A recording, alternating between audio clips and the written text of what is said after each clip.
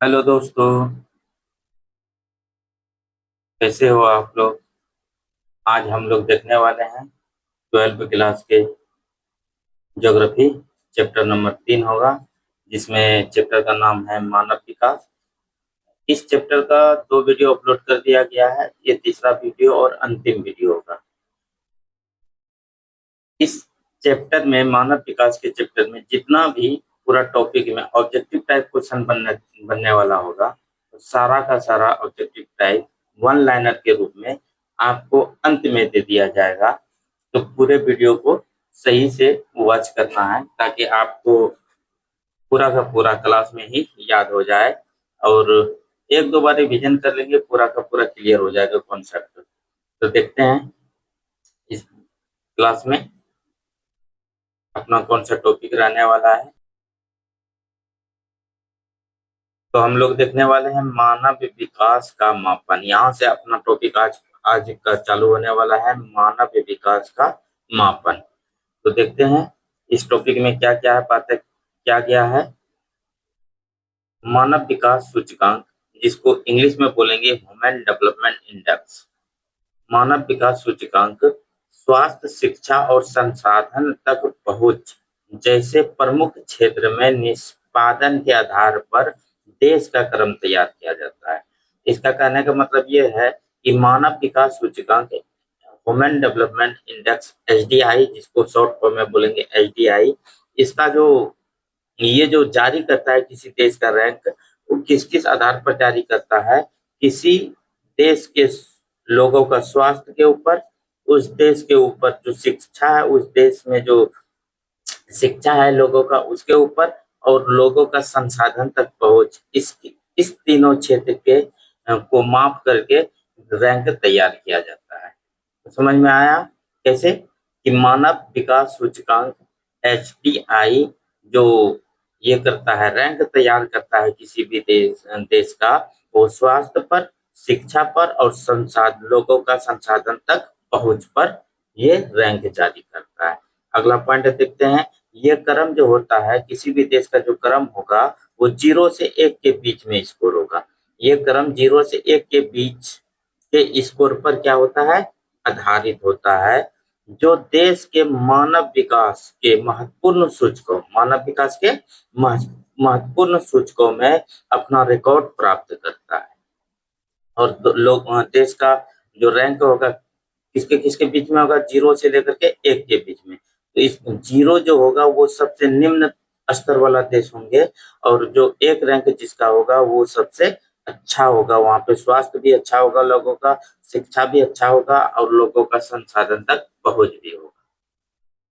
अगला पॉइंट, उच्च स्तर जीवन प्रत्याशा का अर्थ है कि लोगों के पास अधिक लंबा और स्वस्थ जीवन जीने का अवसर मिले। क्या मतलब, मतलब ये कि उच्चतर जीवन प्रत्याशा का मतलब ये होता है कि लोग ज्यादा दिन तक जीवित रहे, और अच्छे स्वास्थ्य के साथ, अच्छे हेल्थ के साथ जीवित रहे।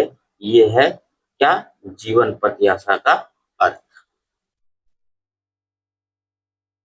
देखेंगे प्रोरा साक्षरता दर। प्रोरा का मतलब कौन, जो 25 वर्ष से ऊपर हो उसी को कौन सा बोलेंगे, प्रोरा व्यवस्था बोलेंगे। कि प्रोरा साक्षरता दर जो 25 वर्ष से अधिक हो, जो सकल नामांकन अनुपात की ज्ञात को पहुंचने की प्रदर्शिता करता हो। मतलब कि जो जो 25 साल वर्ग के जो लोग हैं, वो उसका साक्षर दर क्या हो, ऊपर की तरफ हो। अगला पॉइंट, संसाधन तक पहुंचने के क्रय शक्ति को अमेरिकी डॉलर में मापा जाता है। बोला कि संसाधन तक जो पहुंचता है उसका क्रय शक्ति, कौन सा, क्रय, क्रय मतलब प्राप्त करना या खरीदना, प्राप्त करना। संसाधन तक पहुंचने की क्रय शक्ति को किसमें मापा जाता है, अमेरिकी डॉलर में मापा जाता है। अगला पॉइंट यहाँ पे देखते हैं, स्कोर 1 के जितना निकट होता है, मानव विकास का स्तर उतना ही अधिक होता है। क्या बोल रहा है कि स्कोर 1 के निकट, जितना निकट होगा कोई भी देश, वो मानव विकास का स्तर उतना ही क्या होगा, अधिक होगा। जैसे 0.913 का स्कोर अति उच्च स्कोर वाला देश होगा, जबकि 0.268 वाला जो स्कोर होगा मानव विकास के स्कोर में क्या होगा, निम्न स्तर का माना जाता है। अगला पॉइंट हम क्या बताए थे, 0 और 1 के बीच में जो एक रहेगा जिस देश का रैंक एक रहेगा उस देश का मानव विकास में अच्छा पोजीशन होगा, मतलब कि उस देश का स्वास्थ्य भी अच्छा होगा, शिक्षा भी अच्छा होगा और लोगों का संसाधन तक पहुंच भी अच्छा होगा। जो निम्न देश होगा, जो 0 की तरफ जाएगा, स्कोर 0 की तरफ घटने के क्रम में जाएंगे स्कोर जिस देश का, उस देश का ना तो शिक्षा बढ़िया होगा, ना लोगों का स्वास्थ्य बढ़िया होगा, ना संसाधन वो सबको सही से मिल पाएंगे। देखते हैं ये प्रदर्शित करता है कौन, मानव विकास सूचकांक। मानव विकास सूचकांक प्रदर्शित करता है कि मानव विकास के प्रमुख क्षेत्र में क्या उपलब्धियां हुई है। कौन ये प्रदर्शित करता है, मानव विकास सूचकांक, याद रखिएगा। मानव गरीबी सूचकांक मानव विकास सूचकांक से संबंधित है।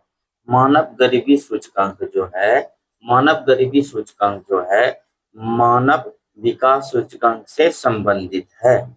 यह सूचकांक मानव विकास के कमी को मापता है। क्या किसको मापता है, गरीबी वाला, मानव विकास के कमी। अगर मानव विकास में अगर कमी है तो वो देश में लोग क्या होंगे, गरीब होंगे। जैसे भूटान विश्व में अकेले देश है जिसमें सकल राष्ट्र प्रसन्नता हैप्पीनेस इंडेक्स में भूटान जो है देश की प्रगति की आधिकारिक माप घोषित किया है। आधिकारिक माप, इसका मतलब ये है कि भूटान एक ऐसा अकेला देश है वहां पे लोग ज्यादा खुश रहते हैं। किस माध्यम में, शिक्षा के माध्यम में, स्वास्थ्य के माध्यम में, लोगों के पहुंच के माध्यम में, संसाधन के माध्यम में और सब कुछ बहुत सारा चीज है। अब देख लेते हैं यहाँ पे मानव विकास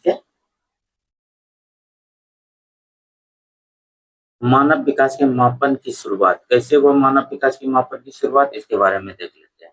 1990 में हुआ। कब से चालू हुआ, 1990 में। तो क्वेश्चन ऑब्जेक्टिव पूछा जाता है कि मानव विकास मापन की शुरुआत कब हुआ, कब से प्रारंभ हुआ, 1990 से। बोला कि 1990 ईस्वी से प्रत्येक वर्ष संयुक्त राष्ट्र अमेरिका कार्यक्रम, संयुक्त राष्ट्र विकास कार्यक्रम, अमेरिका नहीं है, संयुक्त राष्ट्र विकास कार्यक्रम जिसको यूएनडीपी बोलेंगे, मानव विकास प्रतिवेदन प्रकाशित करता है। इसका मतलब ये है कि मानव विकास एक लिस्ट जारी करता है और उस लिस्ट से ये पता चलता है कि कौन सा देश का मानव उस देश के मानव का विकास हो रहा है या नहीं हो रहा है। किससे पता चलता है, ये रैंक से पता चलता है। तो संयुक्त राष्ट्र विकास कार्यक्रम यूएनडीपी का फुल फॉर्म कभी कभी पूछ देता है यूनाइटेड नेशन डेवलपमेंट प्रोग्राम। ये प्रतिवेदन या लिस्ट मानव विकास स्तर के अनुसार सभी सदस्य देशों की कोटि क्रमानुसार और सभी उपलब्ध कराता है। कौन कराता है ये, मानव विकास सूचकांक, संयुक्त राष्ट्र विकास कार्यक्रम यूएनडीपी। इसके लिए, मानव विकास के लिए। आगे पॉइंट देखते हैं। मानव विकास सूचकांक और गरीबी सूचकांक यूएनडीपी द्वारा मानव विकास मापन के दो महत्वपूर्ण सूचकांक है। तो देखते हैं कि 2020 के मानव विकास प्रतिवेदन 2020 के अनुसार कौन कौन सा देश था। सबसे पहले देखते हैं मानव विकास का स्तर, मानव विकास सूचकांक का स्कोर और देश की संख्या। अच्छा, मानव विकास का जो स्तर होगा, जो अति उच्च देश होंगे उसका जो स्कोर होगा वो 0.8 से ऊपर होंगे, 0.8 से ऊपर। 1 से अंदर रहेंगे, 1 तक रह सकते हैं, 1 से ऊपर नहीं। कितना है, जो देश अगर अति उच्च होगा, जिस देश में ज्यादा मानव विकास मतलब कि अच्छा स्वास्थ्य होगा और लोगों का शिक्षा भी अच्छा होगा, उस देश का अगर पॉइंट स्कोर 0.8 से 8 से ऊपर आएंगे तो वो देश किसमें आ जाएंगे, अति उच्च में आ जाएंगे। और इस कैटेगरी में जो देशों की संख्या है वो 66 है, 66। अच्छा, उच्च देश वाला स्तर, जो उच्च देश का वाला स्तर जो है वो उसका स्कोर कितना और कितना के बीच में रहना चाहिए, 0.700 से 0.799 के बीच में रहना चाहिए। और ये उच्च कैटेगरी के जो देश है, मानव विकास के उच्च कैटेगरी में जो देश है वो 53 देश है। अच्छा, मध्य कैटेगरी में जो देश है वो उसका स्कोर कितना होना चाहिए, कितना कितना के बीच में, 0.550 से लेकर के 0.699 के बीच में होना चाहिए। अगर जो देश 0.550 से 0.699 के बीच में होंगे वो देश किसमें कहलाएंगे, मध्य वर्ग में कहलाएंगे। और इस मध्य वर्ग के देशों की संख्या कितना है, 37। मध्य वर्ग देशों की संख्या 37। अच्छा, निम्न वर्ग वाले देश, निम्न कोटि वाले स्तर वाले देश कितना है, वो 33 है। और इसका जो स्कोर होने की स्तर है 0.549 से नीचे। जो देश का जिस देश का स्कोर 0.549 से नीचे होगा वो कौन सा देश कहलाएंगे, निम्न देश कहलाएंगे। और निम्न देशों की संख्या कितना है, 33 है। इसके अनुसार मानव विकास प्रतिवेदन जो लिस्ट जारी किया था 2020 में, उसके अनुसार। तो यहाँ पे ध्यान दीजिएगा, क्वेश्चन यहाँ से कभी कभी पूछ करता है और यहाँ से भी पूछता है। देखते हैं, उच्च मानव विकास सूचकांक वाले देशों में वे है जिनका स्कोर कितना होना चाहिए, 0.8 से ऊपर होना चाहिए। और मानव विकास प्रतिवेदन 2020 के अनुसार इस वर्ग में कितना देश है, 66 देश है। जिसमें से सर्वोच्च उच्च मूल्य सूचकांक वाले 10 देश इस प्रकार है। देखते हैं, सबसे पहले कौन बोला, 2020 के अनुसार बात कर रहे हैं। नॉर्वे होगा, आयरलैंड होगा, स्विट्जरलैंड, हांगकांग, चीन, आइसलैंड होगा, जर्मनी होगा, स्वीडन होगा, ऑस्ट्रेलिया होगा, नीदरलैंड, डेनमार्क। लेकिन 2025 में अगर देखेंगे कि सबसे टॉप मोस्ट मानव विकास सूचकांक में सबसे टॉप मोस्ट देश अगर जो है वो कौन है, आयरलैंड है। दूसरे नंबर पे नॉर्वे, तीसरे नंबर पे स्विट्जरलैंड। आगे ऑब्जेक्टिव में देखेंगे। आगे पॉइंट पे आते हैं, मानव विकास सूचकांक में कुल कितना उच्च स्तर वाला जो देश है, उच्च स्कोर वाला जो देश है वो देशों की संख्या, उच्च देशों की संख्या कितना है, 53 है। अति नहीं, सिर्फ उच्च उच्च स्तर वाला देश कितना है, 53 है। अच्छा, मानव विकास में मध्य स्तर वाले देशों की संख्या कितना है, 37 है। और मानव विकास के निम्न स्तर वाले देशों की संख्या कितना, 33 है। यहाँ पे सब कुछ दर्शाया गया है पहले। अच्छा, इनमें से अधिकांश छोटे देश है जो राजनीतिक उपद्रव, गृह युद्ध रूप में सामाजिक अस्थिरता और अकाल अथवा बीमारी के अधिक घटनाओं के दौर से गुजर रहा है। जो वो देश को कैसा देश होगा, वो छोटा देश, मतलब निम्न देश होंगे। उदाहरण के तौर पे बोला कि इन देशों में अधिकांश छोटे देश, कौन देश में, निम्न स्तर वाले देशों के बारे में बात कर रहा है कि इनमें से अधिकांश छोटे देश होते हैं। तो निम्न स्तर वाले देश कैसा होंगे, छोटे देश होंगे। जो किससे प्रभावित होंगे, राजनीतिक उपद्रव से प्रभावित होंगे, गृह युद्ध के रूप में भी प्रभावित होंगे, सामाजिक अस्थिरता होंगे, उस देश में अकाल भी हो सकता है और बीमारियां भी हो सकती है। ये सब अधिक घटना के दौर से गुजर रहे होंगे। तो वैसा देश किस कैटेगरी में आएंगे, निम्न स्तर के देश, निम्न स्तर वाले देश में आएंगे, जिसकी संख्या कितना है, 33। उदाहरण के तौर पे देखते हैं हम लोग कि देश में मानव विकास इसलिए कम हुआ है क्योंकि लोग धर्म के अनुसार चलते हैं और समुदाय में उलझे हुए रहते हैं। सही बात है, लोग धर्म के अनुसार चलते हैं, धर्म के अनुसार चलते हैं और किसमें उलझे हुए रहते हैं, समुदाय में, कि हम इस समुदाय से हैं, हम उस समुदाय से हैं। ठीक है, अगला पॉइंट।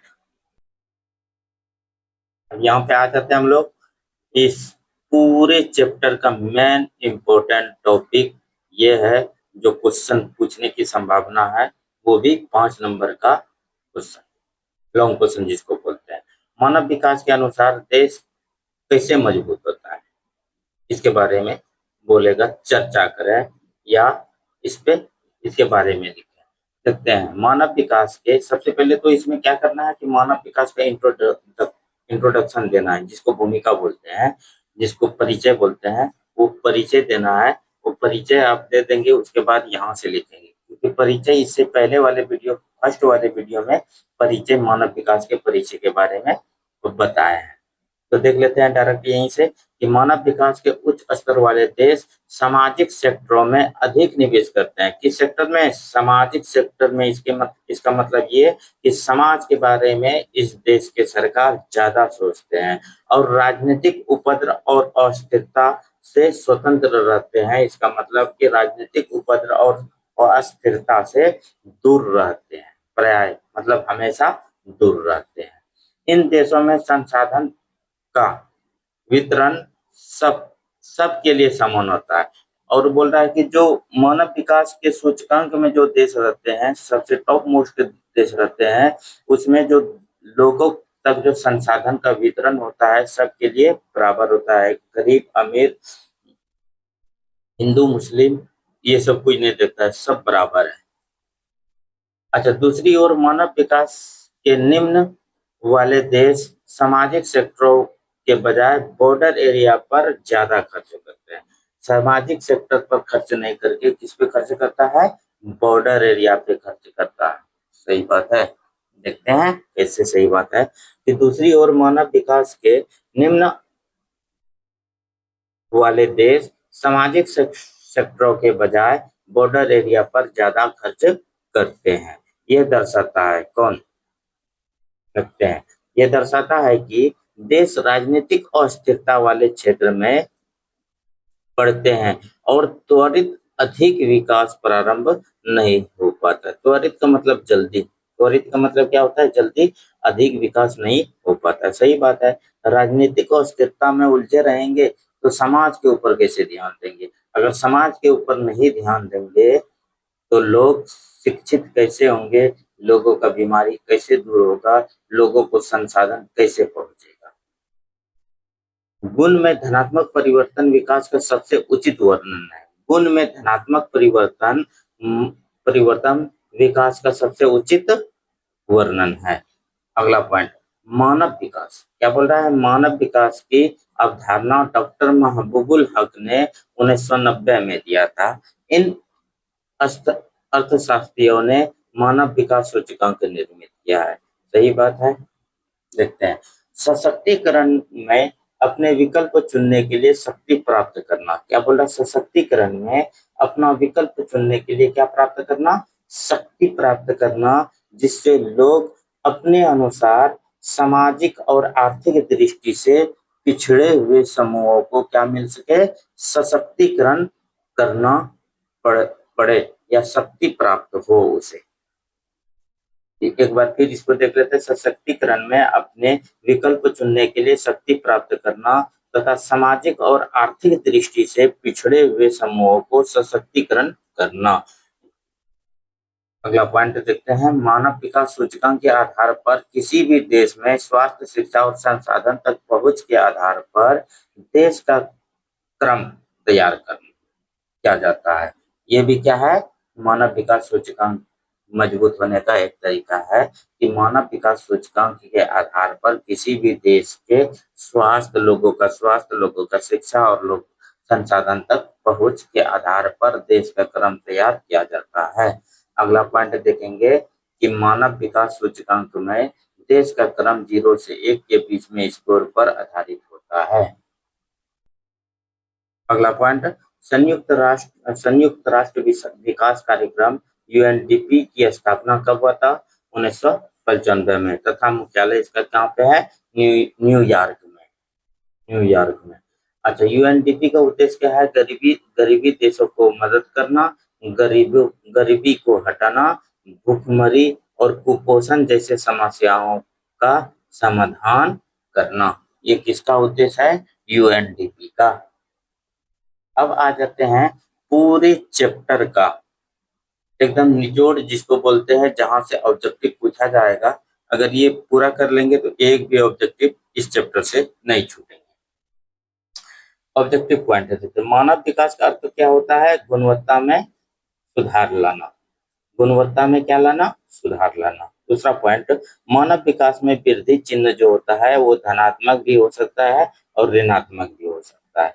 अच्छा, आय उपागम मानव विकास के सबसे पुराना उपागम में से एक है, याद रखिएगा। तो मानव विकास के उपागम में सबसे पुराना उपागम कौन सा है? आय उपागम। अगला पॉइंट, अंतरराष्ट्रीय श्रम संगठन जिसको ILO बोलते, इंडियन लेबर ऑर्गेनाइजेशन का फुल, ILO का फुल फॉर्म क्या है? इंडियन लेबर ऑर्गेनाइजेशन द्वारा आधारभूत आवश्यकताओं उपागम प्रस्तावित किया है। तो आधारभूत आवश्यकता उपागम जो प्रस्तावित करता है या प्रकाशन करता है वो कौन करता है? ILO करता है, इंडियन लेबर ऑर्गेनाइजेशन, जिसको हिंदी में बोलेंगे अंतरराष्ट्रीय श्रम संगठन। अगला पॉइंट, मानव विकास का मापन के लिए क्रम जो तैयार करता है, कौन तैयार करता है? HDI। कौन करता है? HD, ह्यूमन डेवलपमेंट इंडेक्स तैयार करता है।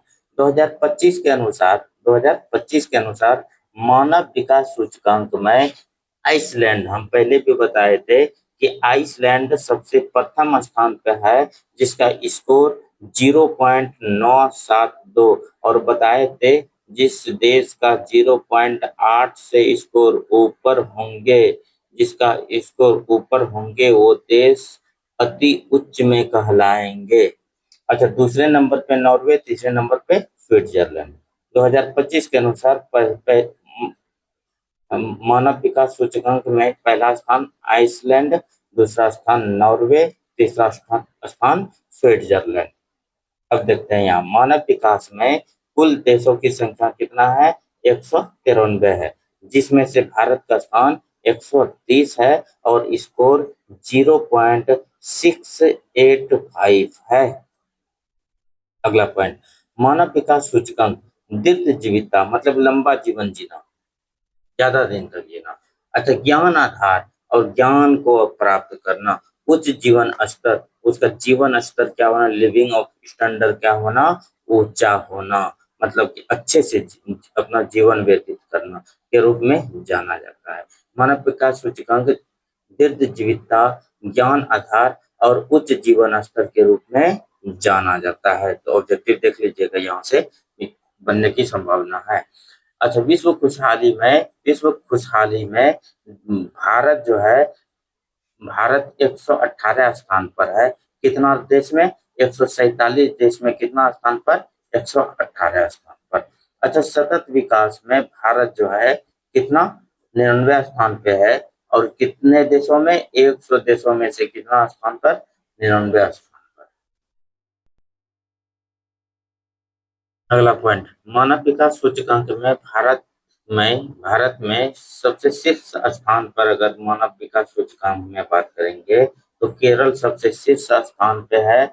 दूसरे नंबर पे दिल्ली आ जाएंगे, तीसरे नंबर पे हिमाचल प्रदेश, चौथे नंबर पे गोवा, पांचवें नंबर पे पंजाब। भारत में अगर देखेंगे कि मानव विकास सूचकांक में भारत में कौन सा स्थान सबसे उच्च स्थान पर है, वो केरल होंगे। दूसरे स्थान पे दिल्ली, तीसरे स्थान पर हिमाचल प्रदेश, चौथे पे गोवा, पांचवे पे पंजाब।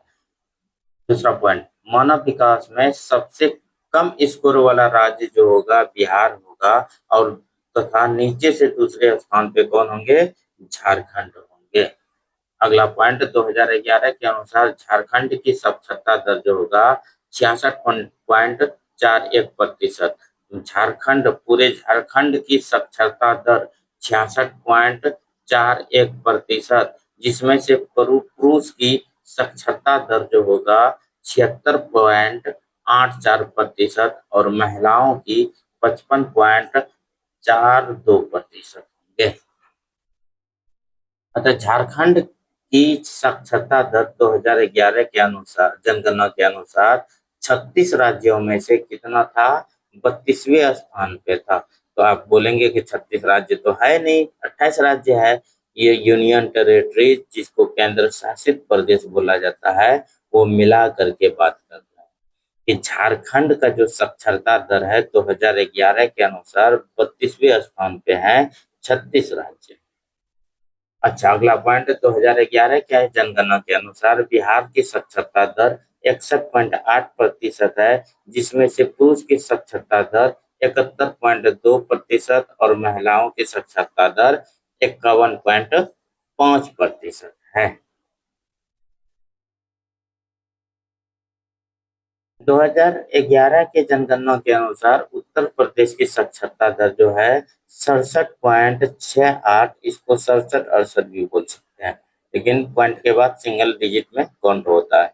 तो 67.68% तथा पुरुष साक्षरता दर 77.28% और महिलाओं की साक्षरता दर के बारे में बात करेंगे तो 57.18%।